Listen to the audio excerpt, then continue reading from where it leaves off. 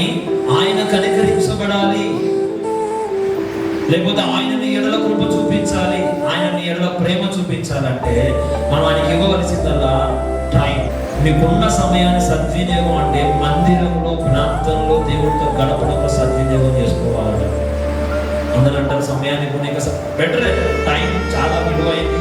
Time waste చేయకుండా ఎంత time మాకున్న టైం ఎంత సంపాదించగలుగుతాం, ఎంత మంచి పేరు సంపాదించగలుగుతాం, ఎంత మంచిగా కుటుంబాన్ని కట్టుకోగలుగుతాం, ఎంత మంచిగా కుటుంబానికి ఇవ్వగలుగుతాం అనేది చాలా ప్రాముఖ్యమే. కానీ ప్రాముఖ్యమైన ప్రాధాన్యమైన ఇంకోటి ఏంటిదంటే దేవుని మందిరానికి ఎంత ఇవ్వగలుగుతాం. ఇప్పటిదాకా మనం బ్రతికాం కదా, అది ఎవరి వల్ల అంటారు? దేవుడి వల్ల. మానవలసిన ఏదో చెప్పాలి కదా, ఇదే మాట చెప్పని చెప్పాలి. నిజంగా చెప్పండి, చేతులు వేసుకుని దేవుడు వల్ల బతికినందుకు దేవుడికి ఇవ్వాల్సింది కదా. అది ఏంటిదని మీరు నన్ను ఆరాధించు.